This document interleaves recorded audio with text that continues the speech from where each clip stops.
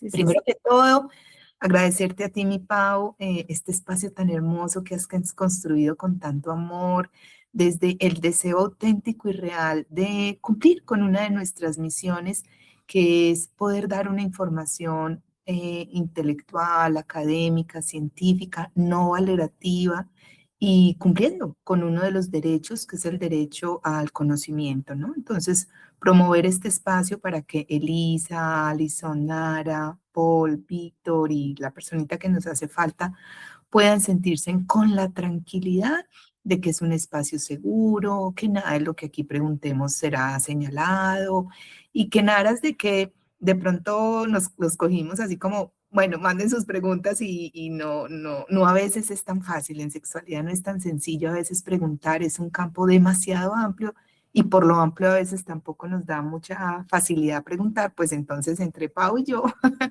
tomamos la decisión por lo menos de que este primer encuentro, si se dan más con todo el amor, con todo el gusto, los puedo acompañar, los trabajáramos con los temas que ella consideró importante trabajáramos hoy. Mi nombre es Carolina Londoño Gutiérrez, soy médica de una, me van a disculpar, pero acabo de pasar de una gripita, de una universidad aquí en Colombia que se llama la Universidad Pontificia Bolivariana. Luego tuve la infinita fortuna, y le doy respuesta a quien sí me hizo una pregunta al respecto, que fue cómo llegué a esta área de la sexualidad. Después de estudiar medicina, tuve la fortuna de irme a Ciudad de México, lugar en Latinoamérica que tiene la única institución que hace educación integral en sexualidad en Latinoamérica, en el Instituto Mexicano de Sexología. Allí estudié la especialización en educación de la sexualidad y que eran 2 años y posteriormente hice 2 maestrías. Tuve la posibilidad de hacerlas simultáneas, implicó mucho estudio, pero pues para eso estaba allá. Hice la maestría en sexología clínica e hice la maestría en sexología educativa, sensibilización y manejo de grupos. Regresé a Colombia. Aquí mi madre era psicóloga, sexóloga. Tenemos una clínica de atención en sexología en Medellín y trabajamos múltiples temas en sexualidad. Dentro de los temas que tenemos unos grupos de apoyo, son gratuitos para la población en general, un grupo de apoyo para mujeres con cáncer, ese lo maneja mi mamá, se llama Apoyo y Vida, y yo desde el 2013 tengo un grupo hermoso, yo no puedo definirlo más allá que un grupo de amor, que es un grupo de acompañamiento integral a chicos y chicas que tienen identidades diversas, generalmente las conocemos como personas trans, transgénero, transexuales, con travestidad. Ya la vida me ha permitido acompañar a 470 familias en su proceso de tránsito y es un tema también muy, muy lindo que cuando tenemos conocimiento podemos ver también desde el amor. Sin embargo, hoy nos compete un tema muy interesante y es hablar de algunos temas relacionados con qué es la sexualidad, cómo la sexualidad es muy amplia, más allá de hablar de pene, vagina, anatomía, métodos anticonceptivos, infecciones de transmisión sexual que hacen parte de, pero hoy tomamos la decisión conjunta de que queríamos invitarles a explorar un poquito acerca de lo que llamamos asomarnos al enigmático mundo de la sexualidad y el vínculo de pareja. El objetivo es que se lleven información que los pueda enriquecer, que les dé herramientas para lo que mencionábamos ahorita, la capacidad de poner límites, tener una sexualidad responsable y la construcción vincular, particularmente hoy haciendo énfasis en el área del amor e identificando qué diferencia hay, por ejemplo, con el erotismo, con la parte de la sexualidad erótica, que a veces creemos que sexualidad es solamente el componente erótico, pero vamos a ver que es mucho más. Y como les decía, vamos a trabajar hoy en asomarnos al enigmático mundo de la sexualidad y los vínculos de pareja. Si de pronto alguien levanta la manito o escribe algo en el chat, te voy a pedir, mi Pau, que estés pendiente y me haces la ceñita para que no se nos vaya a pasar. Chicos y Sí, chicas, resulta ser que lo primerito que tenemos que pensar en nosotros mismos cuando queremos hablar de sexualidad en el amplio sentido de la palabra, entendiendo la sexualidad como todo aquello que nos enriquece, que nos genera placer, incluso que nos hace mejores personas, porque hay un componente que vamos a ver un poquitito más adelante, grande de la sexualidad, que son los valores. todo aquello que nos enriquece, nos da placer, nos hace mejores personas, es lo que podemos llamar la sexualidad. Esa sexualidad la podemos vivir a nivel individual o la podemos vivir compartida con las demás personas. Y en particular podemos vivir una sexualidad también compartida con alguien a quien podamos llamar nuestra pareja. Pero lo primerito que tenemos que tener en cuenta antes de vincularnos con alguien es no solamente hacer así para ver hacia otro, sino hacer así para mirarnos a nosotros mismos. Entonces, primero hay que pensarnos cómo estamos nosotros a nivel individual, puesto que al vincularnos con una persona o al utilizar o desarrollar nuestra sexualidad, tenemos que tener en cuenta cómo estamos a nivel psicológico, cómo estamos a nivel social y cómo estamos a nivel sexual. Quiere decir que la sexualidad no es solamente la parte relacionada, como les decía yo ahorita, con los órganos sexuales, con el erotismo propiamente dicho, con la capacidad orgásmica, con la capacidad de sentir emociones a nivel del coito, de la relación erótica, sino que implica un montonal de procesos psicológicos, emocionales, sociales y físicos.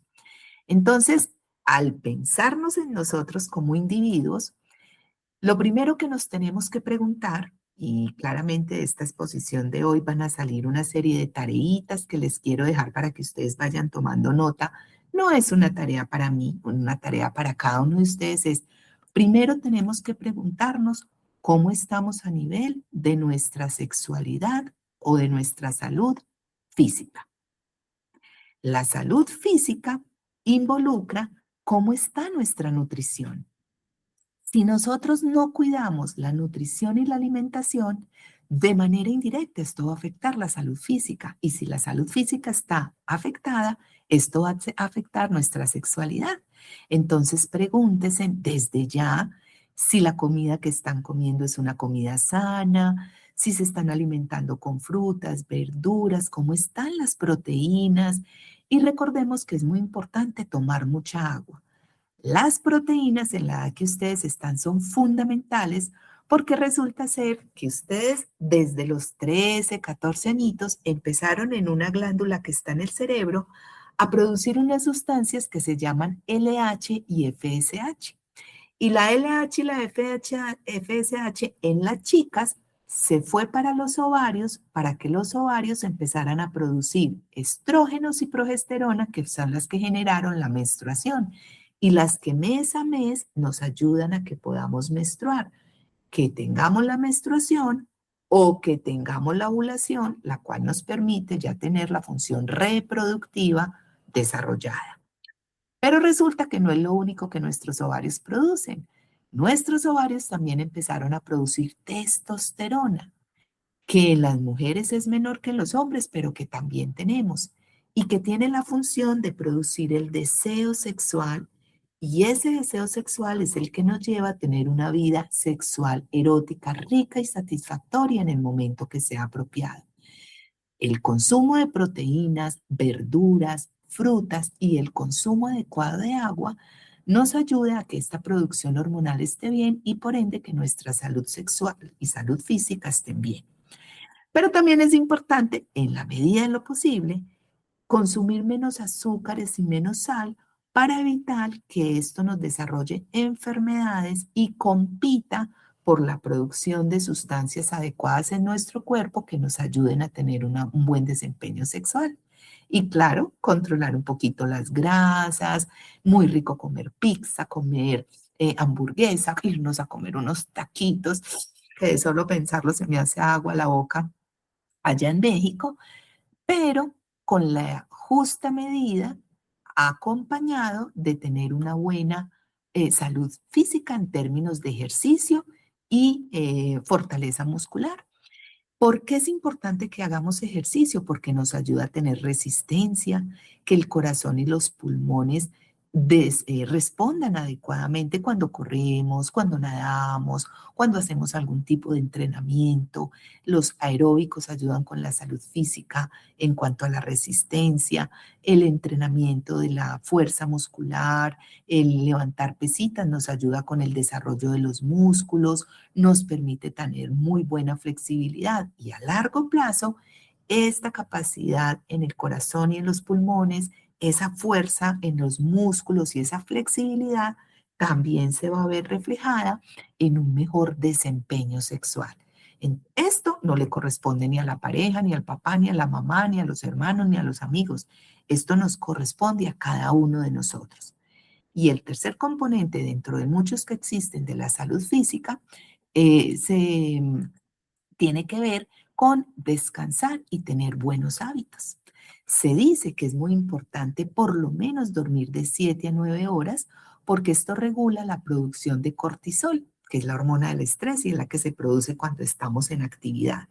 Cuando nosotros logramos dormir bien, descansar o hacer actividades como yoga, meditación, ir al gimnasio, los niveles de cortisol bajan. Y el cortisol es inversamente proporcional a la testosterona, es decir, cuando baja el cortisol, sube la testosterona.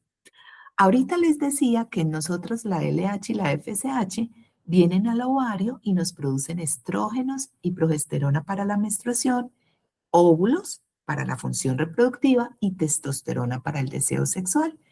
Esas hormonitas van al testículo para que el testículo produzca testosterona, para que haya todos los cambios en el cuerpo, la barba, el tono de la voz, el vello corporal, la distribución de la grasa, el crecimiento del pene, el crecimiento de los testículos, pero también el testículo empieza a producir testosterona y es lo que hace que desde los 14, 15, 16, 17, 18, 19 y hasta el último día de nuestras vidas empecemos a tener deseo sexual. Es muy lindo cuando ustedes tienen conocimiento de todos estos cambios que se empiezan a producir en el cuerpo porque le van a dar la bienvenida. También tenemos que entender que nos despedimos de ciertas cosas, pero le damos la bienvenida a otras, a la menstruación, a hablar de la responsabilidad que tenemos con el uso de métodos anticonceptivos, por ejemplo, para tener una buena salud sexual, una buena salud reproductiva, pero también es importante hablar de placer, de cercanía. Empiezan a sentir por primera vez que en realidad se enamoran y empiezan a querer descubrir qué diferencia hay entre el enamoramiento y el amor. Todo eso se da gracias a la producción de testosterona, tanto en los chicos como en las chicas. Pero también al hablar de salud física tenemos que tener en cuenta la buena higiene. Tenemos que lavar muy bien nuestro cuerpo. Tenemos que tener una buena higiene de nuestros órganos sexuales. Las mujeres, alrededor del clítoris, empezamos a producir una sustancia que se llama esmegma y los hombres, también en el glande, que es la puntita del pene, empiezan a producir el esmegma. Esto no es malo, no es sucio, no es algo que nos debería dar asco, simplemente así como la boquita produce saliva, los órganos sexuales producen esta sustancia que tiene la función de mantener humedecida la vulva y humedecido el glande para que la piel de la vulva y del glande no se lastimen. Pero ¿qué creen ustedes que pasa si uno se deja de lavar varios días los dientes? Empieza a oler feo la boca, empezamos a sentir que tenemos como una sustancia adherida a los dientes que es incómoda y eso mismo le pasa a los órganos sexuales. Entonces, este esmegma no es malo, pero se tiene que asear bien. Es muy importante que las niñas aprendamos a conocer nuestros órganos sexuales, ya las jóvenes, las señoritas, y que aseemos muy bien nuestros órganos sexuales. Lo mismo pasa con los chicos, que se corran bien el prepucio en caso de que lo tengan, no sean circuncidados y que se limpien muy bien el pene. También dentro de la higiene sexual está el hecho de que nos limpiemos muy bien después, no solamente de dar del cuerpo, sino después de orinar. Es muy común que las niñas desde muy chiquitas aprendamos a secarnos con el papel. Pero también es muy común, no digo que sean los chicos que hoy nos acompañan en la sesión, pero es muy común que los chicos orinen, se sacudan el pene y se guarden el pene en los calzoncillos sin haberse secado. Y esto no es adecuado por dos motivos. El primero, porque la orina se une con este esmegma y puede generar muy mal olor en sus órganos sexuales. Y si llegan a tener una compañera con la que más adelante tengan una vida sexual activa y su compañera les acaricia el pene, pues no le va a oler y no le va a saber rico.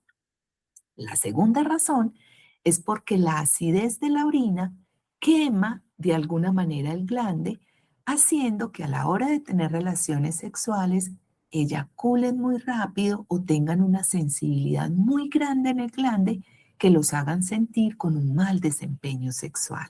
Entonces es muy importante, chicos, que apenas orinen, se escurran la uretra y se sequen con papel higiénico el pene para que no queden con esta hipersensibilidad del glande, no lleguen a tener más adelante eyaculación precoz, que es una disfunción sexual que puede generar mucha insatisfacción, y adicionalmente para que sus órganos sexuales ni sepan ni huelan feo.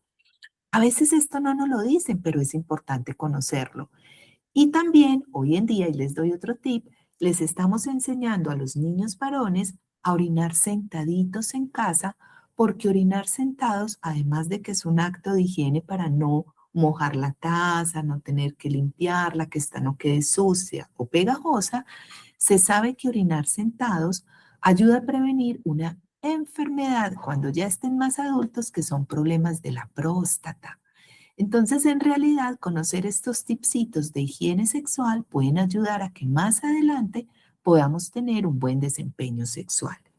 Pero no hablamos solamente de la higiene de los órganos sexuales. Tener las uñitas bien limpias. Es muy horrible cuando ustedes, chicas, acarician a su pareja o su pareja las acaricia. Ustedes, chicos, si, independientemente de si su pareja es un hombre o si su pareja es una mujer, acariciar a nuestras parejas con las uñas sucias, con uñeros que les vayan a lastimar, con un olor maluco, darles un beso con un olor feo en la boquita. Es muy importante que nos hagamos la higiene oral por lo menos una vez cada año, idealmente 2 veces al año. Ir a hacernos esto nos va a permitir que la sexualidad sea más rica y placentera. Otro punto que hace parte de la buena higiene es la rasuradita del vello púbico. Hoy en día estamos acostumbrados a rasurar el vello púbico como un acto de higiene sexual y existen técnicas adecuadas para hacerlo. Si en algún momento alguno de ustedes quisiera conocer cómo hacerlo bien para que no les dé barritos, no se les infecte, no les pique mucho, me hacen la ceñita y con todo el gusto hablamos sobre esto. Claramente, pues esa buena higiene nos va a ayudar a que nos ocupemos de una buena salud física. Y la mayor invitación es evitar el consumo de sustancias psicoactivas que afectan mucho el desempeño sexual, el erotismo, incluso el amor, porque puede ser muy desencantador tener un compañero o una compañera que sea adicto a sustancias psicoactivas, al cigarrillo, que puede dar un mal olor, y al exceso de licor. Estas como algunas recomendaciones para tener una muy buena salud física: la alimentación, el consumo de agua, el ejercicio, el descanso y tener hábitos saludables. Pero resulta que no nos podemos ocupar solamente de salud física. También nos tenemos que ocupar para pensar en vincularnos adecuadamente bien con otra persona, en nuestra salud mental. Y cuando hablamos de salud mental, nos referimos también, en principio, a tres componentes. El primero es que tengamos bienestar emocional. Para tener bienestar emocional tenemos que conocernos muy bien. ¿Cuáles son nuestras emociones? Ustedes seguramente se vieron una película, y si no, véasenla porque muestra mucho esta parte, la película de Disney de Intensamente, que habla de las emociones. Al principio, las emociones primarias son el miedo, la alegría, la tristeza, el enojo y el amor. Pero cuando llegamos a la pubertad y se libera la testosterona y se liberan los estrógenos de los que estábamos hablando ahorita, aparecen otro montonal de emociones. la furia, la rabia, el cariño, la cercanía, la ternura, el pánico, la ansiedad. Sí, los que se vieron intensamente dos se dan cuenta cómo aparece ansiedad y vuelve todo un despecueque cuando llega a los sentimientos primarios. Entonces, la edad en la que ustedes están, es bueno reconocer que estamos teniendo sentimientos y emociones nuevas y que a veces no sabemos cómo manejarlas. Tenemos que aprender a gestionar el estrés, a calmar la mente, a enfrentar momentos difíciles, a hacer pausas, a respirar, a tomar decisiones no solamente desde el impulso, sino también desde la conexión con la mente y empezar a construir un proyecto de vida individual, que vamos a retomar un poco más adelante, pero tener en cuenta cuál va a ser mi proyecto de vida individual. Claramente no estamos diciendo que a los 16, 17 y 18 años ya tengo que tener definido todo lo que voy a hacer, pero sí empezar a enfocarme. La adolescencia es una etapa compleja porque se presentan un montonal de cambios físicos y emocionales. Y además es una etapa en la que nos toca tomar decisiones que van a influir el resto de nuestra vida. Empezamos a identificar qué queremos estudiar. A veces nos obligan, a veces nos dejan las puertas abiertas para que elijamos. Y pues muchas veces acertamos, otras veces nos toca pasar por varios estudios hasta lograr encontrar qué es lo que más nos gusta. Pero lo que hagamos va a depender de alguna manera el resto de nuestra vida. Es la época para tomar la decisión de tener una buena autoestima y aprender a decir sí o aprender a decir no, sin dejarnos influenciar por los demás. Es la época donde empezamos a estar en contacto con temas como, por ejemplo, el consumo de sustancias, el aborto, las relaciones sexuales, el poder quedar en embarazo, la responsabilidad sobre si tengo o no tengo una buena respuesta sexual y tengo placer sexuales. Son muchas cosas al mismo tiempo. Por eso a veces es importante buscar ayuda y sentirnos seguros de tener un lugar seguro donde podemos consultar para poder aclarar cuáles van a ser esas metas, esas motivaciones, sin que dejemos de disfrutar del presente. Entonces, pensarnos en cómo está nuestro bienestar emocional. Pero la salud mental también involucra los hábitos físicos y el estilo de vida, un poco desde lo que vimos ahora desde lo físico, pero también tiene que ver como cómo impacta una buena alimentación, una nutrición adecuada, un sueño reparador y el ejercicio en nuestro bienestar emocional. La salud mental también implica cómo nos estamos relacionando con los demás. ¿Cuáles son mis redes de apoyo? Mis amistades, mi familia, los y las amigas del colegio, los primos, las primas, la psicóloga o el psicólogo, quien me está orientando en la toma de decisiones. Cuando tengo una dificultad, ¿a quién tengo de confianza para poder compartir y aclarar mis inquietudes? Resulta ser, mis chicos, y esto les compete al 100% a ustedes, que es en la adolescencia donde empezamos a desarrollar un concepto que antes no teníamos, que se llama la empatía. La capacidad de entender el sentir del otro y, sin perder mi propia objetividad, poniendo los límites necesarios, entender qué está sintiendo la otra persona y cómo la está sintiendo. Los niños y muchas adolescentes no tienen empatía. De hecho, la empatía es una cualidad humana que se desarrolla siempre y cuando en nuestra familia, en la institución educativa o en la religión hayamos aprendido a desarrollarla. Hay adultos que llegan a su vida adulta mayor, incluso a la vejez, y nunca desarrollaron la empatía. Entonces, no es que todos los seres humanos seamos empáticos por naturaleza. El no ser empáticos en la niñez es lo que hace que un niño sea capaz de decir, mami, señalando con el dedo. Qué señora tan fea, gorda y arrugada. Y uno, Dios mío, tierra, trágame, no señale, ¿cómo se le ocurre decir eso?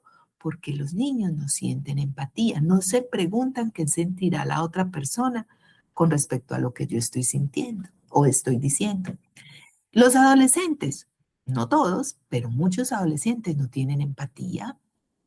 Entonces resulta ser que sus papás les dicen, hijos, compré tiquetes para que nos vayamos de vacaciones a Acapulco.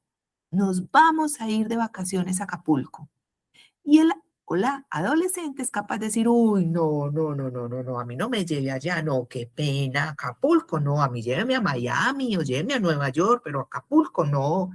Ni siquiera aportaron un peso para el tiquete y descalifican lo que papá y mamá están pudiendo hacer por ellos. Esto se debe a la falta de empatía. Pero en la adolescencia media, que es en la que ustedes están, y en la adolescencia tardía, que es de los 18 a los 22 años, es cuando más se debe desarrollar la empatía, que es la época en la que ustedes están. Y cuando nos sintamos confundidos, cuando tengamos inquietudes, cuando, por ejemplo, nos sintamos, porque es en la adolescencia donde esta parte se define, cuál es mi identidad, cuál es mi preferencia genérica, cuál es mi orientación sexual, qué tipo de género tengo, cómo me quiero comportar, qué tipo de relaciones vinculares quiero tener. Cuando tengan todas esas dudas, busquen ayuda con un profesional de la salud mental o de la salud física o de la salud sexual que les pueda ayudar a entender qué están sintiendo y a tomar mejores decisiones. La salud mental también involucra el tener un buen monto de autoestima y este es uno de los grandes temas que con ustedes queríamos desarrollar hoy. Generalmente, por la palabra autoestima, solemos, perdón, yo corro, que es que se me abrió aquí la pestañita. Por la palabra autoestima solemos entender yo me quiero y soy bonito. Yo me quiero y soy bonita. Y si bien es cierto, eso hace parte de la autoestima, no es el 100% del concepto. No sé si ustedes habían escuchado ya en el colegio o en alguna charla que les hayan dado a un autor que se llama Abraham Maslow. Abraham Maslow fue quien propuso el concepto de autoestima. Él fue el que le dio el nombre a la palabra autoestima y desarrolló algo que él llamó la pirámide de necesidades de Maslow. ¿Qué dice Abraham Maslow? Que nosotros desde pequeñitos, lo primero que tenemos que hacer es satisfacer unas necesidades que él llamó necesidades básicas. ¿Cuáles son esas necesidades básicas? Comer, dormir, descansar, protegernos del frío y de la lluvia. E incluso hay culturas donde la sexualidad y el amor hace parte de esas necesidades básicas. Pero la sexualidad y el amor no me estoy refiriendo a tener un encuentro erótico, coital, sino el ser abrazados, el ser acunados, el recibir amor de nuestros padres, el sentirnos en un lugar seguro. A eso él le llamó necesidades básicas.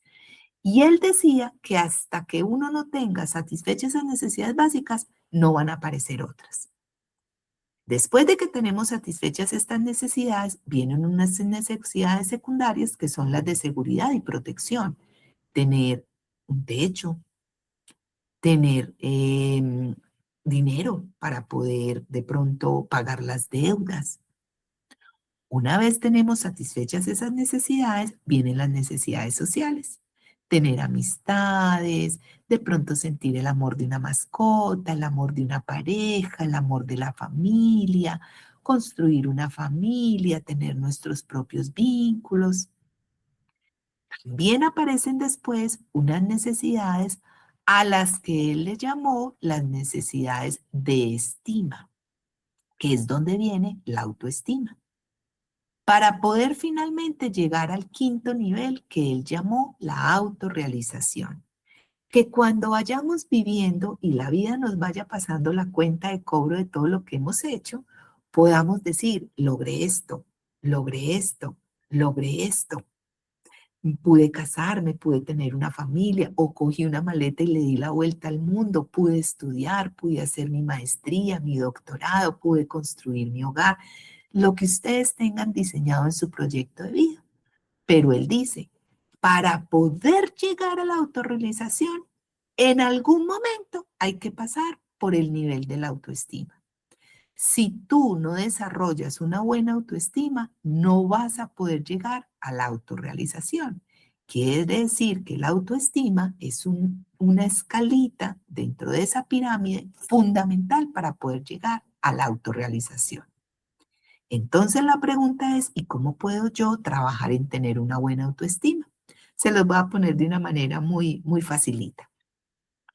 Vamos a suponer que la autoestima es como una mesita que tiene 4 patas. Y cada una de esas patitas tiene que estar muy bien para que la mesa esté bien. A la mesa le vamos a llamar autoestima. La primera patita de esa mesa se va a llamar las pautas y normas con las que fui educado o educada y que me dicen yo cómo estoy en el tema de valores. Entonces, si ustedes quieren evaluar su autoestima, que es fundamental para una buena sexualidad individual y en pareja, tienen que saber cómo están sus valores. Existen muchísimos valores, muchos. Paulina, yo a lo largo de la sesión voy dándoles algunos ejemplos y también tengo material complementario por si a ustedes les interesa, al final o en estos días me mandan una listica de qué material quieren y yo con todo el gusto o amor se los mando. Uno de esos materiales podría ser un listadito que tengo, tú ve apuntando ahí lo que consideres que les pueda interesar de cuáles son los valores sexuales. Nosotros en sexualidad los llamamos valores sexuales, entendiendo, como les dije ahora, que todo lo sexual es lo que nos enriquece y nos permite estar mejor y ser felices. Entonces, en general somos educados en valores, pero a veces los valores se pueden convertir en antivalores. Entonces resulta ser que a mí me dicen que la sinceridad es un valor y sus papás le dicen, en esta casa no se dicen mentiras, ustedes tienen que ser sinceros. Pero resulta que suena el teléfono, ustedes contestan, mami, al teléfono, y la mami dice, "No, dile que yo no estoy". Entonces me confundo, porque por un lado me dicen que no puedo decir mentiras, pero por el otro lado veo que están diciendo mentiras. El orden es un valor y me dicen que tengo que ser ordenada, pero me vuelvo tan rígida, tan ordenada, que se me desarrolla un trastorno obsesivo compulsivo, me da un TOC y ese orden se me termina convirtiendo en un antivalor. Entonces la invitación que les quiero hacer es evalúense en cómo están en valores. Son muchos, muchos. El respeto, la humildad, la responsabilidad, la solidaridad, la generosidad, la libertad, son muchos valores. En la listica que yo les puedo mandar hay algunos, pero si ustedes lo quieren complementar, métanse en el internet, busquen cuáles son los valores y empiecen a evaluarse en cómo están en ellos. El segundo pilar de la autoestima se llama el empoderamiento, que tiene que ver con los niveles de seguridad personal. ¿Cuán seguros se sienten de ustedes mismos? A veces pasa que ponemos en esta patita del empoderamiento al dinero, a la novia, al novio, a la familia, al trabajo. Entonces el día de mañana mi pareja se va, me quedo sin novio o sin novia, me quedo sin dinero, me echan del trabajo, discuto con la familia y me quedé sin esa pata. Entonces nosotros no podemos poner en esa patita a nada ni a nadie. Mis amigos no me pueden dar el empoderamiento ni la seguridad personal para yo sentirme bien. Rico si lo fortalecen, pero no pueden ser la razón. Y si mis amigos son los que me dan esa seguridad personal, entonces fuman y yo fumo, toman y yo tomo. No llegan a dormir a la casa, entonces yo no llego a dormir a la casa porque siento que si no hago lo que ellos hacen, me van a dejar. Y si me dejan, esa patita se va a desaparecer. Entonces, no podemos poner a nada ni a nadie en esa patita. A la tercera patita le vamos a llamar singularidad, es decir, cuán auténtico o auténtica yo soy. Es muy compleja porque es tratar de darle respuesta a la pregunta existencial más difícil que existe y es ¿yo quién soy? ¿Soy quien soy o soy lo que los demás quieren que yo sea? Y de una vez les voy diciendo, mis chicos, ustedes en este momento están en un proceso de conocerse. Ay, que es que cuando era niña era muy tierna y ahora ¿quién se le aguanta ese genio? Ay, es que antes era todo sumiso y ahora es bien rebelde. Están en un proceso de identificar quiénes son. Entonces es muy frecuente que en la adolescencia esa patita esté un poquito coja. Yo no sé quién soy, yo no sé qué quiero, yo no sé qué me gusta. A veces me gusta una cosa, a veces me gusta otra. A veces quiero estar con mi familia, a veces mi familia me estorba. Considero que mis amigos son lo mejor, que mi pareja es lo mejor. No quiero estar sino con la novia y está bien. Sin embargo, no dejen de cuestionarse ustedes quiénes son en realidad y no se vayan a perder por lo que la gente diga que deberían de hacer. Y a la cuarta patita le vamos a llamar vinculación. La capacidad que tenemos de relacionarnos con las otras personas, amar y ser amados. Ay, hay gente que es súper difícil de amar, que es gente muy difícil de amar, que uno no sabe ni cómo acercarse. Hay gente que es muy amorosa. Y no me refiero a que tengan que tener un montonal de amigos para tener esa patita bien. No. Pueden ser uno, pueden ser dos, pueden ser tres, pero que sean verdaderos amigos, verdaderas amigas, personas que en realidad les sumen, les aporten, los acompañen, los apoyen, no personas que les resten a su vida. Cuando esas cuatro patitas están fortalecidas, entonces la mesa está muy bien puesta. Y cuando esa mesa está muy bien, entonces ya estamos listos para que encima de esa mesa pongamos un montonal de cositas a las que les vamos a llamar autos. ¿Esos autos cuáles son? La autoevaluación, es decir, la capacidad que yo tengo de reconocer si lo que estoy haciendo está bien hecho o mal hecho. Si la manera como le estoy respondiendo a papá, mamá, a mis docentes, a mis amistades, a mis familiares es adecuada o no. ¿Cómo soy capaz yo de autoevaluar si estoy haciendo bien, si estoy respondiendo a mis responsabilidades, a mi estudio, si estoy haciendo bien las cosas en casa, si estoy cumpliendo con mis responsabilidades? ¿Cómo me soy capaz de evaluar? La autovaloración, ¿cuánto me valoro? Me quiero, me cuido, siento que yo soy una persona valiosa o por el contrario siento que no valgo nada y que si los demás no me reconocen, entonces no soy nadie y que para que me reconozcan tengo que hacer lo que me digan. Entonces mi autovaloración va a ser muy poca. ¿Cómo está mi autocuidado? Que es uno de los temas fuertes de trabajo el día de hoy. ¿Cómo me cuido? ¿Cómo cuido mi cuerpo, mi salud física, mi salud mental, que es de la que estamos hablando en este momento?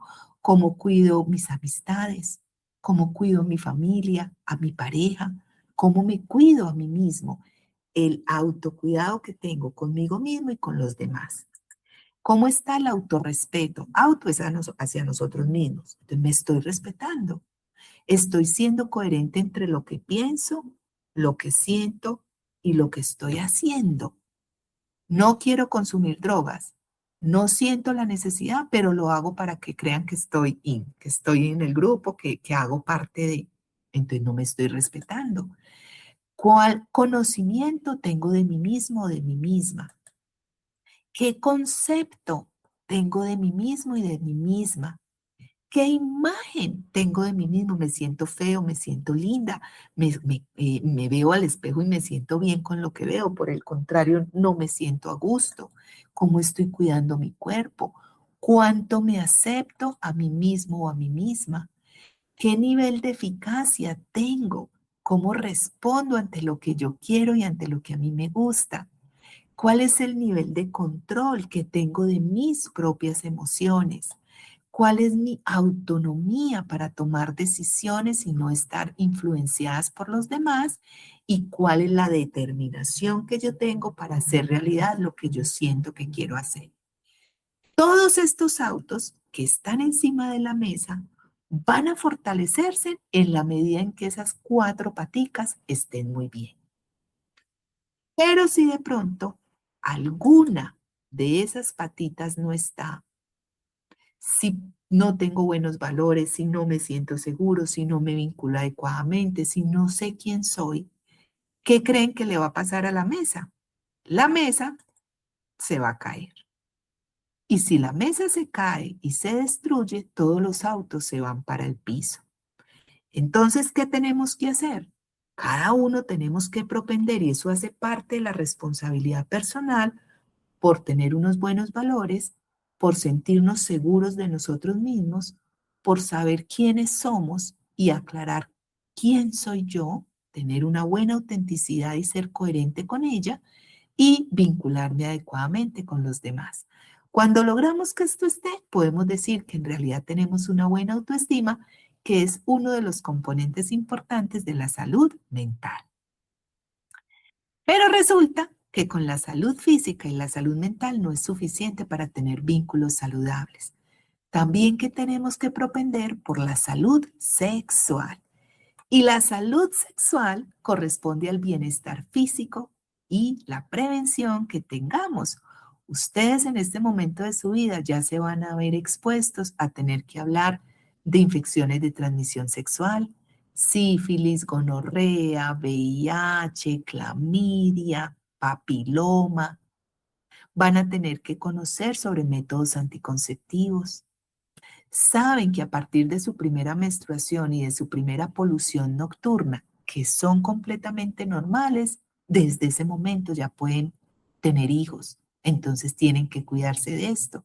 Y por ende tienen que saber que también están expuestos a sustancias psicoactivas, están expuestos a tener que pensar en algún momento si abortan o no en caso de tener un embarazo no deseado.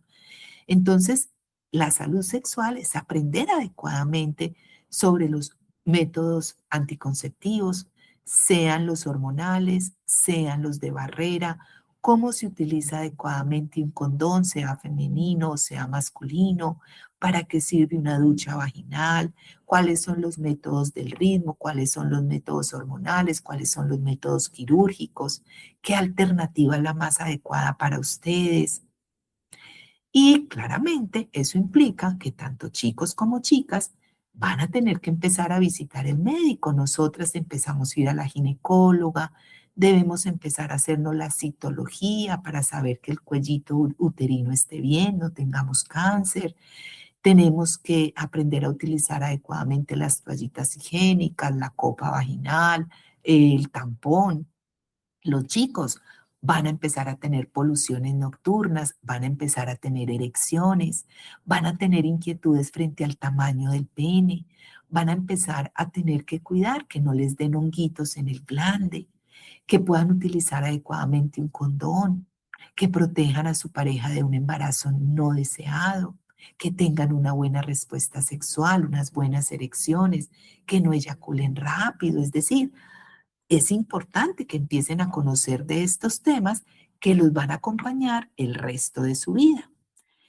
Dentro de la salud sexual, y esto hace parte del tema de aprender a poner límites y límites amorosos, es entender que todos y todas tenemos el derecho a decir sí, pero también tenemos el derecho a decir no. Tenemos que tener relaciones sexuales, y sexual no es solamente coital, amar, decidir con quién vincularnos, nuestra pareja, libres, sin presión, sin violencia, sin discriminación.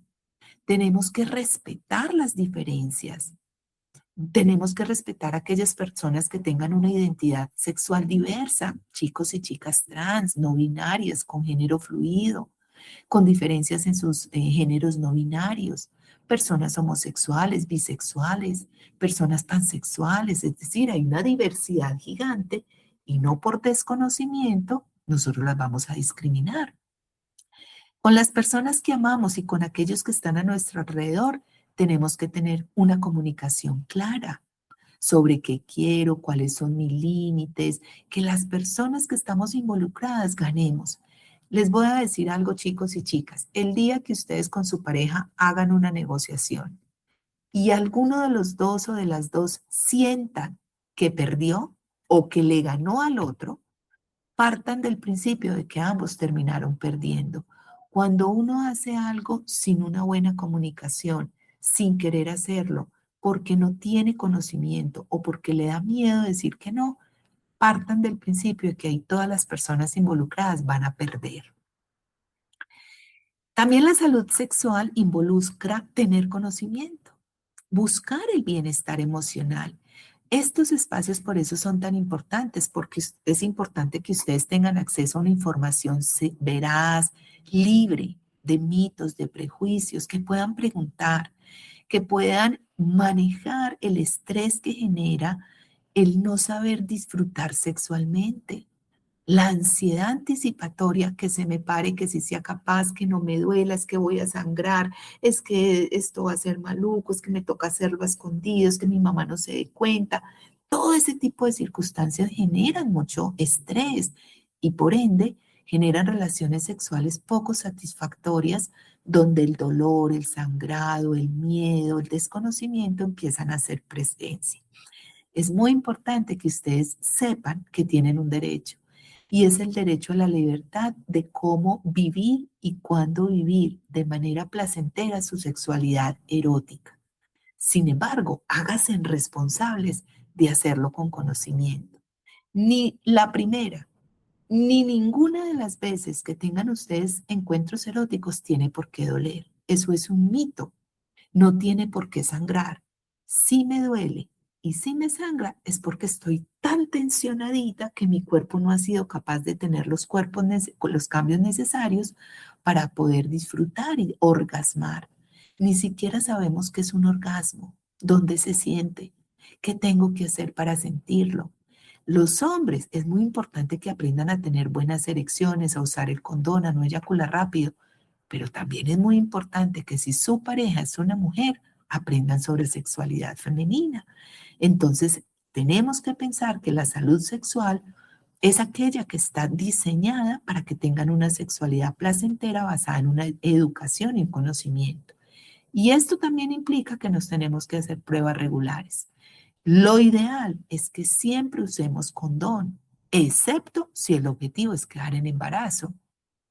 En caso de que no lo usemos, hagámonos responsables de hacernos pruebas para ITS regulares, hay criterios para hacerlas, donde ustedes puedan saber que se están cuidando y están cuidando a la o las personas con las que se están vinculando. Entonces, chicos, toda esta hora para mencionarles que depende de cada uno de nosotros tener salud física, salud mental y salud sexual para sentirnos listas y listas de empezar a construir un lindo concepto que significa ser pareja y que es el que quiero que desarrollemos a lo largo de esta segunda hora. Entonces vámonos para esta otra parte, chicos. He venido construyendo a lo largo de estos años un marco conceptual acerca de qué significa ser pareja. No sé si todos y todas ustedes ya han tenido pareja, han tenido novio, han tenido novia, pero sí tienen la experiencia de ver personas a su alrededor en relaciones vinculares, unas muy funcionales y otras completamente disfuncionales, donde el ser pareja parece que no existe. Nos dedicamos a ser papás y nos perdimos de ser pareja, entonces nos separamos, hicimos un divorcio o estamos juntos y la relación es completamente desarticulada, donde en realidad no somos pareja, o pueden tener a su alrededor personas que ustedes digan, ay, qué linda pareja. Esto se los doy para que el día que ustedes construyan pareja, en caso de que no la tengan, tengan el conocimiento de cómo se hace. Y si ya la tienen, quedan con la tarea y la responsabilidad de darse en cuenta de cómo están construyendo cada una de estas áreas. Entonces, cuando estas tres salud están bien, lo primero que tenemos que pensar en el vínculo que estamos construyendo con el ser con el que estamos saliendo, que nos llama la atención, que empezamos a vincularnos, es cuál es el tipo de compromiso que tú y yo queremos tener. Entonces, pues no vamos a tapar el sol con un dedo. Hay personas que dicen, amigobios, no quiero tener un compromiso, si te vi no me acuerdo, hacemos el amor y pico y chao, hacemos de cuenta que no nos conocemos, salimos solamente para que pasemos un ratico juntos, o quiero que seamos novios. Quiero que tengamos una relación en donde los dos nos aprendamos a conocer y ver cómo va evolucionando el vínculo. una relación monogámica, exclusiva, donde no nos vamos a vincular con otras personas. O vamos a tener una relación abierta. Seamos pareja, conozcámonos, pasemos rico, pero cada uno tiene derecho a estar con otras personas. Eso es importante tenerlo claro. No estoy diciendo que conocí a alguien y me gustó y en la primera salida apenas me recogió en la puerta. Bueno, ¿cuál es el compromiso que tú quieres conmigo? Pues, tampoco sé si ni siquiera yo voy a querer conformar algo con esa persona. Pero sí es importante que cuando ya se empiece a instaurar el vínculo tengamos claridad sobre el tipo de compromiso que nos estamos dando el uno al otro. Porque a veces pasa que yo me enamoro, me entrego, siento que va a ser la persona con la que voy a pasar el resto de mi vida y la otra persona no tiene esa finalidad. Resulta ser que para que haya un compromiso claro, cada uno tiene que tener muy claro su proyecto de vida individual. ¿Se acuerdan que ahorita les hablé del proyecto de vida individual? ¿Yo qué quiero? Mira, yo en este momento no te voy a decir que me voy a casar contigo y voy a tener hijitos porque yo quiero estudiar. Y además me quiero ir al exterior a hacer una especialización. O, mira, yo lo que quiero es que tengamos tiempo para los dos y veo que tú estás muy ocupado trabajando para tu papá y estudiando y no tienes tiempo para mí. Entonces, es demasiado importante que en la medida en que ustedes construyan un vínculo, hablen con la persona con la que están y le pregunten también, en este momento de tu vida, ¿cuál es tu proyecto de vida? ¿Tú qué quieres? ¿En realidad quieres tener una pareja o quieres conocer múltiples personas para tener experiencias o quieres que tengamos una relación de pareja, pero resulta ser que yo quiero llegar virgen al matrimonio, entonces yo no voy a tener encuentros eróticos y la otra persona lo que quiere es que tengamos un encuentro sexual rápidamente. Entonces, es muy importante tener claro cuál es el proyecto de vida individual para ver si ese proyecto suma con el de la otra persona y pudiésemos, de acuerdo a la edad que tenemos y de acuerdo al tipo de relación que tenemos, tener un proyecto de vida en común. El segundo punto que tenemos que analizar es cómo está la pasión. Muchas veces la palabra pasión la relacionamos con las ganas de hacer el amor y la verdad es que hace parte de, pero no es lo único. Hacer las cosas con pasión, decimos, las hago con ganas, quiero, se me antoja, estoy motivado, motivada, disfruto de lo que estoy haciendo. Entonces, al evaluar la pasión en la relación de pareja, nos referimos a, ¿estás con ganas en esta relación? ¿Te gusta? ¿Te sientes a gusto? ¿Estás motivado para tener esta relación? ¿Estás motivada? Es decir, ¿qué estoy sintiendo para estar en esta relación? Si ustedes dicen, ay, qué pereza, qué aburrición, ya va a llegar aquel a hacerme visita, qué jartera, yo no quiero ni verlo, pues entonces la pasión es mínima. Si ustedes dicen, ay, qué rico, se me antoja, ya es el fin de semana, nos vamos a poder ver, entonces la pasión es mucha. El segundo componente del que ustedes tienen que evaluar para saber si en realidad están siendo pareja es cómo está la pasión.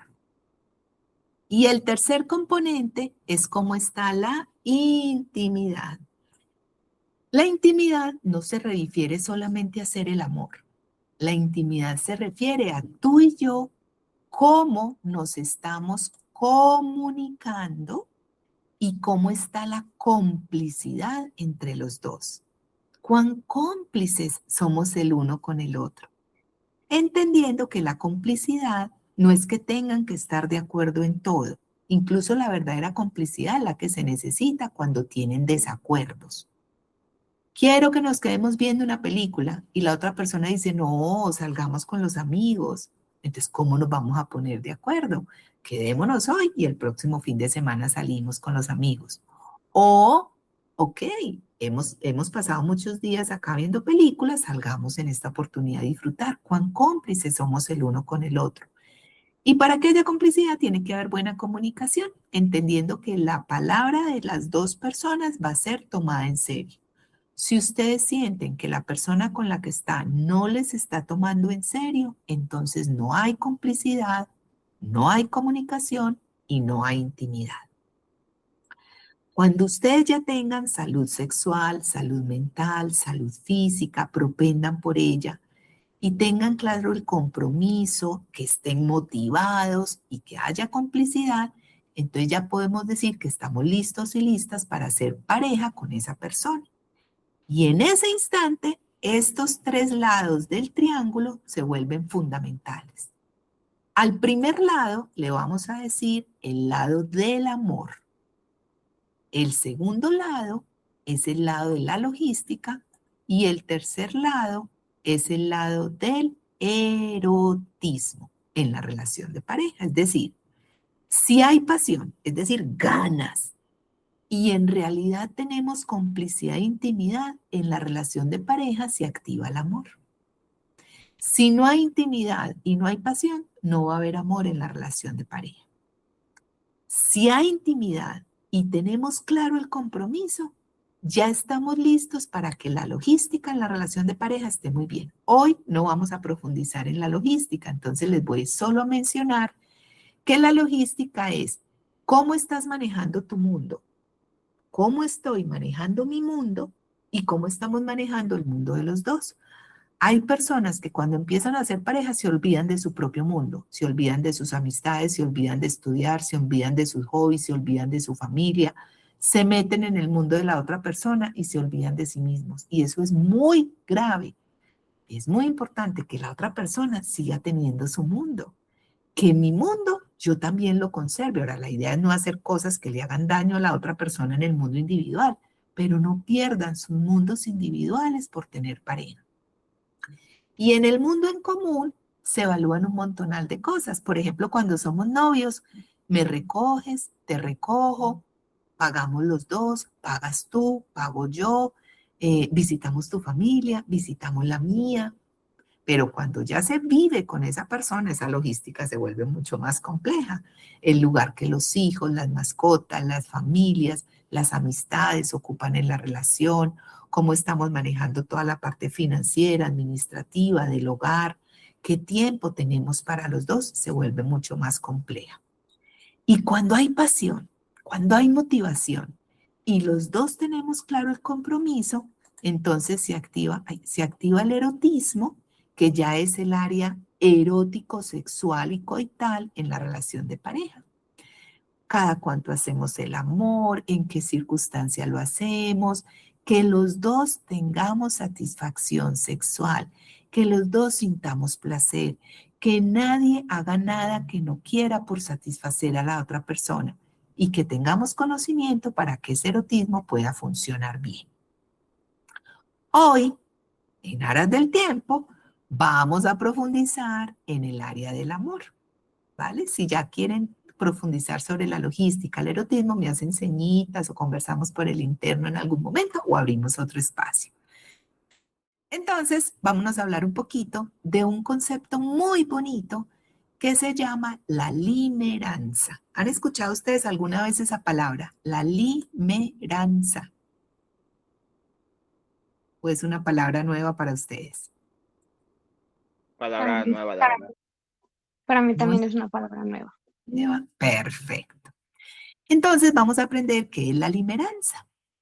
La limeranza es el proceso de construcción del amor. Siempre que hablemos de limeranza, vamos a hablar de enamoramiento y de amor y lo vamos a diferenciar de lo que es el apego. La limeranza es un proceso propuesto por una doctora que se llama Dorothy Tenoff. A ver, aquí, ahí está el nombre de la doctora, Dorothy Tenoff. Dorothy Tenoff era pedagoga en un colegio y trabajaba con adolescentes en toda la parte lúdica, obras de teatro, danzas, y los y las adolescentes iban súper bien a esas obras de teatro, participaban, eran activos, pero de un momento a otro dejaban de ir, se volvían torpes, perdían el interés por lo que estaban haciendo, no se acordaban de qué tenían que hacer, y ella decía, ¿qué les está pasando? Y todo el mundo les decía, ah, no, es que son adolescentes, así son los adolescentes, y ella decía, no, algo les tiene que estar pasando para que pierdan el interés y se vuelvan así. Entonces se puso a estudiar, estudiar, estudiar, investigar y descubrió que la principal razón por la cual cambiaban era porque estaban enamorados. Entonces empezó a estudiar todo el proceso de enamoramiento y propuso esta teoría, la que le puso el nombre de la limeranza. El proceso, desde que yo conozco a alguien, me enamoro de ese alguien y ese enamoramiento puede tener uno de tres caminos, ¿sí? Entonces dijo, lo primerito que tiene que haber cuando conocemos a alguien es tener las siguientes características. Y a eso ella le llamó el ciclo de la limeranza. Después hizo las investigaciones con adultos mayores, con relaciones a distancia, con un montonal de personas y descubrió que al final esto nos pasa a todas las personas, no solamente a los adolescentes. Con el paso de los años, la psiquiatría acuñó el término limeranza para hablar del amor enfermizo, del amor que duele, del apego, del amor patológico. Pero nosotros hoy no vamos a hablar de ese término que la psiquiatría acuñó como limeranza, sino de la propuesta real de la doctora Dorothy Teno. Entonces ella dijo, lo primerito, lo primerito que tiene que haber cuando conoces a alguien es tener disposición anímica, querer enamorarte, que esa persona llegue a tu corazón. Y eso se da en cualquier tipo de relación de pareja, sea de un hombre con una mujer, sea de una mujer con otra mujer, sea de un hombre con un hombre o incluso con una persona que tenga una identidad diversa. Entonces dijeron, lo primerito que tiene que haber es disposición anímica, que esa persona pase y yo la voltee a ver y diga, ve, esta persona como que me llama la atención. Quisiera pues como conocerla un poco más. Quisiera con esa persona establecer un vínculo o saber de esa persona porque en realidad me llamó la atención. Es la etapa que llamamos de, como dice ahí, llamar la atención. Después de que nos llama la atención, empezamos con algo que se llama la búsqueda de reciprocidad, que es una etapa de reconocimiento del otro. Entonces resulta ser que yo paso por allí y empiezo a ver que esa persona de pronto responde. De pronto cuando yo me acerco, me mira. Que si yo le mando una chocolatina, veo que se la come. Que si yo le doy unas florecitas, veo que las guarda. Pero si yo invito a esa persona a salir y me dice que no, si yo invito a esa persona a que nos tomemos algo y me dice que no, si le mando unas flores y veo que están en la caneca, si le mando una chocolatina y veo que la regaló al mejor amigo, ay no, pues o entiendo que no hay reciprocidad o cambio de sujeto de lideranza porque esa persona definitivamente no me está prestando atención. Pero si esa persona me presta atención, comienza algo muy interesante que se llama el pensamiento intrusivo. Algunas personas le llaman a esta etapa la etapa del trastorno del pensamiento y de la atención. ¡Ay! Porque resulta ser que todo el tiempo yo estoy pensando en esa otra persona. ¡Ay! Y entonces estoy en el trabajo y me elevo pensando en esa persona y estoy haciendo mis actividades cotidianas y no hago sino pensar en esa persona. Y las otras personas me empiezan a ver como muy elevada, como muy desatenta, como usted dónde tiene la mente, porque el pensamiento intrusivo es propio de ese proceso de limeranza. Después de que aparece el pensamiento intrusivo, entonces empieza la etapa que se llama la charla de enamoradas. ¡Ja! Quiero conocer a esa persona y esa persona me quiere conocer a mí. Entonces salimos. Y aquí se dan unas conversaciones súper interesantes y hasta chistosas, hasta, ¿cómo se dice en México? Graciosas. Cuando diga chistosas o charras en colombiano, eso quiere, no es un charro mexicano, sino chistosas, graciosas.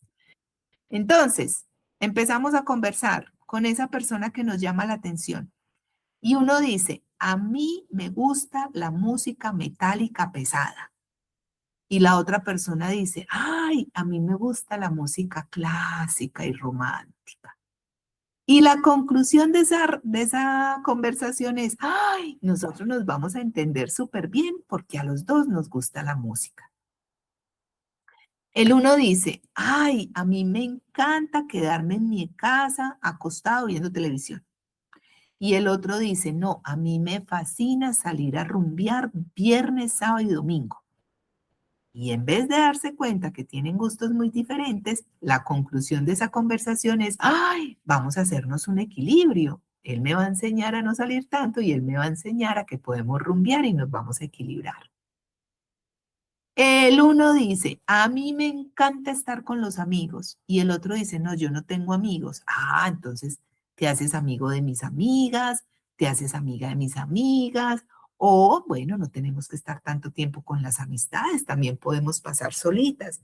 Y resulta ser que muchas veces eso que concluimos es lo que más nos une, el día de mañana puede ser lo que menos nos vincula y menos nos guste de nuestra pareja, pero es propio del enamoramiento. Resulta ser que toda esa persona me gusta y me llama la atención. En el enamoramiento, cuando empieza a haber algún tipo de contacto físico, ay, yo no sé si ustedes han estado enamorados o enamoradas, pero esa persona nos toca la mano y mejor dicho, nos escapamos de que se nos salga el corazón.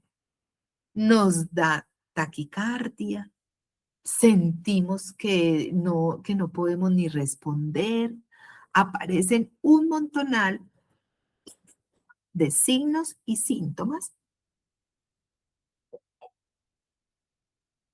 propios del enamoramiento. No sé si ustedes alguna vez se han sentido enamorados de una persona y cuando esa persona les habla, mejor dicho, sienten que tocaron el cielo con las manos. Esa ansiedad genera una serie de signos y síntomas. Por ejemplo, nos da temblor, nos tiembla hasta el pelo, nos da resequedad en la boca, nos da taquicardia, se nos paran los pelitos, empezamos a soñar con esa persona. Eso nos suena al celular y uno se escapa de tirar el bolso al piso y que todo se riegue con tal de encontrar el celular y que la llamadita no se vaya a perder. Nos encontramos con esa persona y hay síntomas y signos que uno no se da cuenta, pero que pasan en el cuerpo. Por ejemplo, se nos dilatan las pupilas, tenemos esos ojos bien dilatados y brillantes. Y nos da mucha alegría. Entonces resulta que me fue súper mal en el colegio, peleé con un amiguito, con una amiguita, me regañó una profesora, mi papá se enojó conmigo, pero me encuentro con esa persona y es como, no puedo dejar de sonreír. No, me fue súper mal hoy, estoy peleando con mi papá, mi profesora me regañó, peleé con mi hormiguita, pero es tan emocionante ver a esa persona que no puedo dejar de sonreír. Ay, y créanme, quienes lo han sentido saben que eso es muy rico y que no se debe tratar de no sentir. Si hay una etapa deliciosa en el proceso de construcción del amor, es el enamoramiento. Y ese enamoramiento se acompaña de torpeza. La torpeza es uno de los síntomas de que estamos enamorados. Entonces se nos riega el agua, caminamos y nos tropezamos, no nos damos cuenta que la puerta está cerrada, mandamos la mano y regamos el jugo. Mejor dicho, nos volvemos súper torpes. Cuando ustedes vean a un amiguito o una amiguita torpe, partan del principio que está enamorado, porque la torpeza es propia del enamoramiento. Y resulta ser que en honor a este proceso de enamoramiento, nuestro cuerpo empieza a sentir un montonal de cosas que probablemente antes no habíamos sentido. Esta etapa se llama la etapa de sincronía corporal y se nos trastorna el tiempo. Yo no sé si ustedes han estado enamorados o enamoradas, pero están con esa persona y el tiempo pasa volando. Entonces, cuando menos piensa, llegaron las 10 de la noche, mi papá me dijo que tenía que llegar a las 9 y yo no me di cuenta en qué momento el tiempo pasó. Y no me doy cuenta de que se hizo tarde y que yo no he llegado a la casa. y que la película se acabó, pero yo me quedé ahí con la persona, porque empezamos a sentir que esa persona tiene un valor muy grande por nosotros y que se empieza a generar una conexión súper bonita con esa persona. Y en honor a todos estos signos y síntomas, entonces aparecen las famosas maripositas en el estómago. Realmente no son mariposas, no es más que la ansiedad.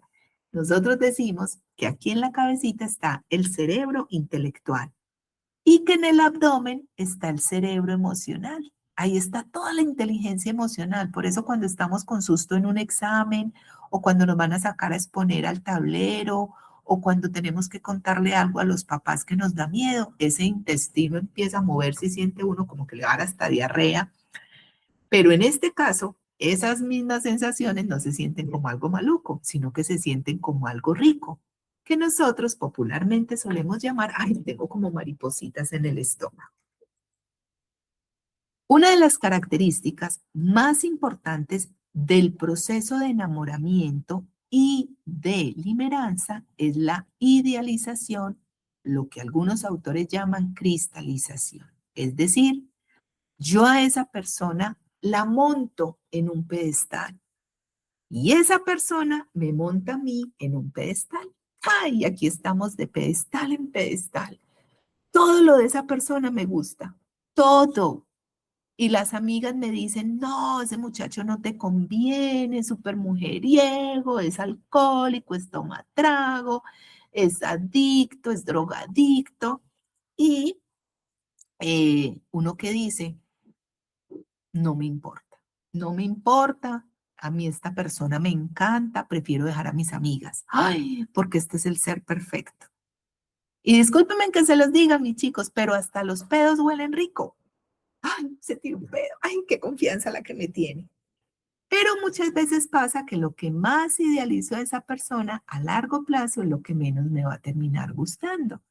Pero aquí estamos de pedestal en pedestal. Entonces, el novio te va a ir a recoger a la casa y lo que tú entonces te encuentra bonita, te encuentra organizada, te encuentra perfumada y él llega bañado y llega afeitado y llega oliendo rico. Y cuando se acaba la idealización, ay, no, yo no tuve tiempo de ir a cambiarme. Ah, no, yo vengo directamente del partido de fútbol. Ah, no, espérame a que me termine de organizar. Entonces, la idealización es una etapa importante, pero es una etapa que se tiene que acabar y se acaba. Y cuando se acaba, es cuando dejamos de estar enamorados, como lo vamos a ver más adelantito. Pero la idealización hace parte del proceso de enamoramiento, ¿vale? Y es importante como parte del proceso para posteriormente poder amar a alguien. Resulta ser que los obstáculos hacen que cada vez nos enamoremos más. Entre más obstáculos haya, entre más difícil sea la relación, entre más prohibida sea la relación, más enamoramiento hay. Ah, que es que mis papás no dejan que nosotros nos enamoremos. Ah, es que la religión no lo permite. Ah, es que la ley dice que entre hombres y hombres no puede haber amor. Ah, es que la sociedad no nos deja. Entre más obstáculos haya, más enamoramiento se va a dar. Por eso las relaciones a distancia generan tanto deseo, porque no puedo estar con esa persona. Y se conocen a distancia y él se viene a vivir a la casa y a los 3 meses se casan y a los 4 se quieren separar porque se casaron en pleno enamoramiento, producto de que los obstáculos generan mayor deseo y mayor intención. Y una de las características propia del enamoramiento y de este proceso es las decisiones sobre la sexualidad erótica. Entonces habrá personas que dicen, no vamos a tener relaciones sexuales por nuestros valores, por nuestra educación, porque fue lo que mis papás me enseñaron, porque es lo que yo quiero, solamente voy a tener relaciones cuando me case. Y habrá otras personas que dicen, no, me siento muy enamorado, me siento muy enamorada y también quiero explorar con esta persona mi sexualidad erótica. Entonces, tomamos decisiones sobre la sexualidad que vamos a tener y que vamos a manejar. Si las cosas funcionan Si con el paso del tiempo el vínculo hace que el enamoramiento se convierta en amor, entonces, estando en amor, que el amor se construye después de mínimo un año de estar con esa persona, entonces tomamos decisiones de si nos casamos, de si nos vamos a vivir juntos, de si vamos a tener una relación semi-interna, entonces estoy en la semana en casa y al fin de semana con mi pareja, o si cada uno se va a quedar en su casa, pero ya nos oficializamos como una pareja de convivencia cotidiana, en fin, se toman decisiones. Pero esa decisión de estar juntos se debe tomar cuando ya haya amor. Y muchas parejas toman esa decisión cuando están en enamoramiento. Entonces eso de que lo conocí es el amor de mi vida, a los 3 meses nos vamos a vivir juntos, chicos, eso generalmente no termina bien. A veces puede que funcione, pero la mayoría de veces no. Lo ideal es conocer a esa persona, conocer sus gustos, evaluar su proyecto de vida, ver si en ese triángulo el compromiso, la intimidad, la pasión, el amor, la logística y el erotismo funciona para tomar la decisión de casarnos o de irnos a vivir juntos. El enamoramiento es una etapa muy linda, pero miren que desde la misma palabra es una etapa del proceso que se tiene que acabar porque es una mentira, piadosa, pero mentira. Miren desde la misma palabra, en amor, miento. Encanta, miento. Embruja, miento. Lo que siento en esa etapa es una mentira. Donde a uno toda la vida le diera taquicardia, sudoración, se le resecara la boca, todo el tiempo estuviera pensando en una persona, ¿se infarto? ¿Se infarta? Entonces, esas sensaciones que son tan lindas y tan necesarias de vivir, solamente se dan en el proceso de enamoramiento, que es cuando decidimos hacernos novios y novias. Pero miren el significado del novio. No vio y no vi a. Porque el ciego, el idealizado, es el enamoramiento. Dice la teoría, en el enamoramiento me acuesto y me relaciono con el ser ideal. En el amor me despierto y me relaciono con el ser real. Entonces, el enamoramiento es una etapa del proceso importante, pero que se tiene que acabar. ¿Qué caminos puede tomar el enamoramiento? El enamoramiento puede tomar uno de 3 caminos. Primer camino, se perpetúa la idealización. Me monto en el castillo, creo que es la relación perfecta y me termino aguantando un montonal de cosas que no me gustan solo por mantener esa idealización. Les voy a poner un ejemplo. Mi pareja me pegó.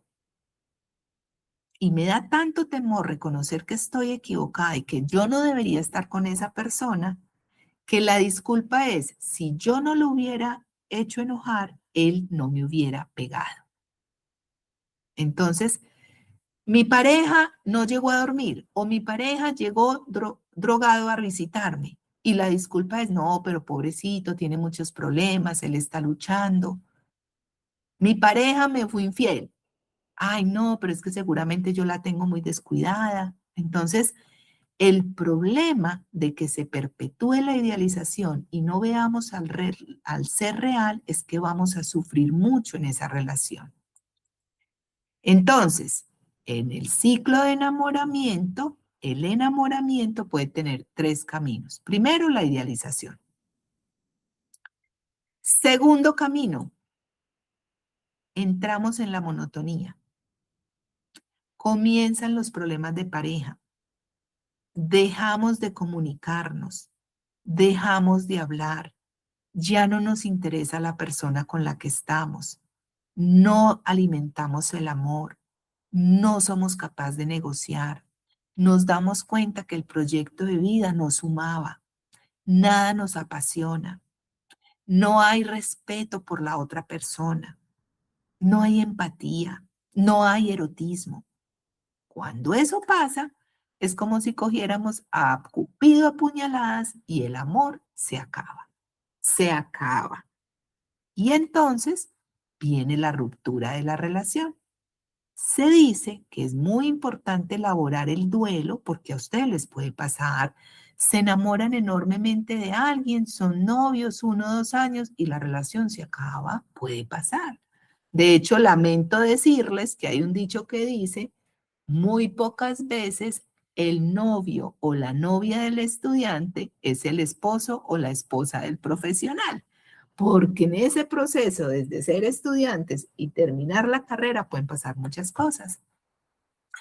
Cuando terminen un vínculo, desen el permiso a elaborar el duelo, a sentir el dolor, a sanar la herida del corazoncito, porque si no, quien va a llevar las consecuencias es la próxima relación. Entonces, quédense en un tiempo solitos, sanen, entiendan qué fue lo que pasó, perdonen, y cuando ya se vuelvan a poner en disposición anímica, comienzan otra etapa de enamoramiento o de limeranza. Y el tercer camino es que el enamoramiento se convierta en amor. Ese es el tercer camino. Pero el amor solamente se genera después de al menos de un año o 1 año y medio de estar con esa persona. Nosotros somos muy llevados a decir, amo a esta persona a los 15 días. Te amo, eres lo mejor de mi vida. Y pues bueno, es bonito, pero eso no es verdad. Estamos enamorados, no estamos amando. El amor es algo que se construye con el paso del tiempo. Entonces la limeranza es el proceso. Desde que yo conozco a alguien, tiene que haber disposición anímica, pensamiento intrusivo, búsqueda de reciprocidad, aparecen una serie de signos y síntomas que nos hacen sentir enamorados, se da la charla de enamorados, con esa taquicardia, esa sudoración, ese pensamiento intrusivo, esas ganas de ver a la persona, esa sonrisa, esa dilatación de las pupilas, el cuerpo a todo, entonces nos sentimos enamorados. Vivimos el proceso de noviazgo 1 año, 1 año y medio, o lo que se necesite de ahí en adelante, y parejas que a los 6 años se casan, a los 10 años se casan, o se van a vivir juntas o toman decisiones. Y ese enamoramiento puede tener uno de los tres caminos que les dije, pero la construcción del amor se da después de 1 a 2 años de convivencia cotidiana. El enamoramiento no dura más de ese tiempo.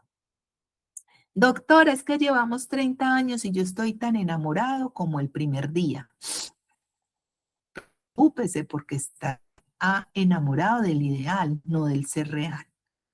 Ay, doc, yo ya no siento que esté tan enamorado como antes. Ah, bueno, entonces vamos a evaluar si al acabarse el enamoramiento hay amor, porque en el amor no se siente lo mismo que se siente en el enamoramiento.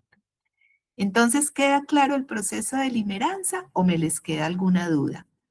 Una cosa es el enamoramiento, que es una de las etapas del proceso de limeranza, y la limeranza puede terminar o con la idealización, lo cual no es adecuado, o con la ruptura, en cuyo caso debo trabajar en elaborar el duelo o en el amor.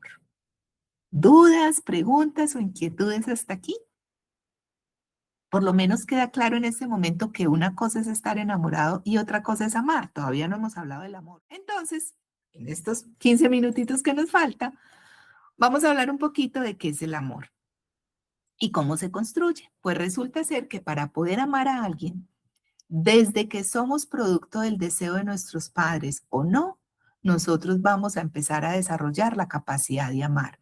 Hay gente que no tiene capacidad de amar porque desde muy pequeño no construyó algo que se llama el mapa de amor. ¿Qué es el mapa de amor? Hagan de cuenta que desde que estamos en el vientre de papá y mamá, el psiquismo de nosotros empezó a construir unas rutas de cómo se aman a las diferentes personas. ¿Qué es un mapa, chicos? Ustedes llegan a una ciudad nueva y ustedes piden un mapa, ¿para qué? ¿Qué es un mapa? Ustedes dicen, si yo cojo este camino, llego al supermercado, y si tomo este camino, llego a la iglesia, y si tomo este camino, llego al estadio. Entonces, John Money, el autor de esta teoría, dice, en el psiquismo del ser empiezan a formarse unos caminitos. El primer caminito que se forma es el camino del amor de la madre. No es lo mismo una mamá que deseaba, que quería el embarazo, que tuvo un embarazo bonito, que estuvo acompañada por el padre, a una madre que tiene un embarazo no deseado, que queda en embarazo por una violación, que el padre nunca estuvo presente, no es lo mismo. Entonces, en el psiquismo del ser, ese camino puede ser una autopista o puede ser una carretera destapada, vuelta súper dañada, ¿sí? Rápidamente aparece la figura del padre. Y el padre también genera otro tipo de caminito. Entonces no es lo mismo un padre que acompaña, que acuna, que alimenta, que juega, a un padre ausente que nunca está, que regaña, que solo es norma, que hay que tenerle miedo. Rápidamente aparecen los hermanitos, las hermanitas. No es lo mismo tenerlos a no tenerlas. Luego, los primos, los primas, los abuelos, los tíos, las tías, los amiguitos de la guardería, los amiguitos de por la casa, los amiguitos del colegio, los compañeros de trabajo, los compañeros de la universidad, los amigos de la vida y las parejas. Cada camino es diferente. Y se supone que a lo largo de nuestra vida, pues debemos ir construyendo ese mapa de amor, ese camino, esas diferentes rutas. Si una persona tiene un mapa de amor amplio, sé cómo se llama una mamá, un papá, unos hermanos, unos abuelos, unos tíos, unos primos, unos amigos, unos compañeros, unos novios, una pareja. Si yo tengo claro los diferentes caminos de amor, yo puedo decir que mi mapa de amor es amplio. Conozco muchas formas de amar. Pero si no tuve padre y madre, si la familia nunca se vinculaba con los tíos, los abuelos, si yo no conocía a mis primos, si yo no tuve amiguitos por la cuadra, si yo no tuve compañeros en el colegio, si yo no tengo amigos de la universidad, si yo nunca tuve parejas y novios, y de un momento a otro tengo un novio o una novia, una pareja, yo pongo en mi pareja la responsabilidad de que tenga todos los tipos de amor y a eso se le llama tener un mapa de amor estrecho. Entre más estrecho sea el mapa de amor, menos capacidad de amar sanamente vamos a tener de amor por nuestra pareja. El amor va a ser un amor enfermizo, me puedo apegar a esa persona, porque yo siento que esa persona en el fondo es el padre que no tuve, la madre que no tuve, los hermanos que no tuve, es mi mejor amigo, es mi mejor compañero, es mi partner, es mi familia. Y el día que sienta que esa persona se va, entonces me voy a desestructurar, me voy a medio enloquecer. Pero si mi mapa de amor es amplio, si yo conozco diferentes formas de amar, cuando yo tenga una pareja, el amor por mi pareja va a ser un amor más sano, porque yo voy a saber claramente qué hago con él, cómo amo a una pareja y cómo se ama un amigo. Y yo con un amigo no me acostaría porque es mi amigo. Y yo con mi pareja sí me acostaría porque es mi pareja y lo voy a tener claro. Pero quien tenga un mapa de amor estrecho no tiene eso claro y se vuelve celoso o celosa, porque el día que su pareja salga con un amigo, pues si yo me estoy acostando con mi mejor amiga, eso quiere decir que si mi pareja sale con alguien, entonces me va a ser infiel y eso se convierte en un drama. Aparecen los celos, aparece la inseguridad. Y la construcción del mapa amor es una responsabilidad personal. Es muy importante que ustedes aprendan a identificar los diferentes tipos de amor y amen a muchas personas de forma distinta para que puedan tener un mapa de amor amplio. La adolescencia es una etapa un tantito compleja porque quieren estar encerrados, solitarios, no relacionarse con nada, no ir a las reuniones familiares, van y se meten en el celular, no hablan con nadie, no están sino chateando, entonces no se vinculan con las otras personas y al no vincularse su mapa de amor se vuelve muy estrecho. Y el otro concepto interesante es el mapa de género. El mapa de género corresponde a la sumatoria de afectos de comportamientos que tú introyectas de acuerdo con las personas que te relacionas. Entonces, si yo no me relaciono con casi nadie, mi forma de hacer es muy estrecha, tímido, retraída, callada, no hablo con nadie, me da pena, pero si mi mapa de género es amplio, conozco a gente, me vinculo con gente, veo a alguien que es mi referente, tengo mi ídolo, quiero ser como tal, entonces mi forma de actuar es mayor, ¿vale? Es muy importante que cada uno evalúe cómo es su mapa de amor y su mapa de género y se haga responsable de entender cómo amo y cómo me comporto. Viene entonces la pregunta de qué es el amor. Y con la definición de amor creo que vamos a cerrar por hoy. No nos da tiempo de ampliar todo, pero lo importante es que se lleven una buena información. Existen muchas definiciones de amor, muchas. La religión, por ejemplo, tiene una definición de amor. El Papa Juan Pablo II dijo que definen el amor como la tendencia hacia el verdadero bien de otra persona, hacerle el bien a otra persona. Y es lo contrario a ser egoístas. Esa es la definición de amor que la religión da. Las matemáticas tienen una definición de amor. La filosofía tiene una definición de amor. Las ciencias tienen una definición de amor. Yo les quiero compartir la definición de amor que desde la sexología nosotros tenemos. Y decimos, amamos a alguien cuando se cumplen estos 4 criterios. El primero, yo le puedo decir a la otra persona, tú a mí me importas. Cuando tú sientas que tus padres, tus familias, tus amistades, tu amiguita del colegio, tu profesora, tu tía, tu novio, tu amigo, es un ser importante para ti, ya puedes decir que tienes el primer componente del amor. En realidad y genuinamente es un ser que a mí me importa. Y me importa si le pasa algo, y me importa si le duele algo, y me importan sus alegrías, y me importan sus tristezas. El segundo componente del amor es cuando yo le puedo decir a esa persona, yo a ti te conozco. En lo bueno y en lo no tan bueno. Entonces mira que en el enamoramiento hay una idealización y yo no conozco del todo a la otra persona. Cuando yo ya conozco a esa persona y la desidealizo, entonces ya puedo decir que se cumple el segundo criterio del amor.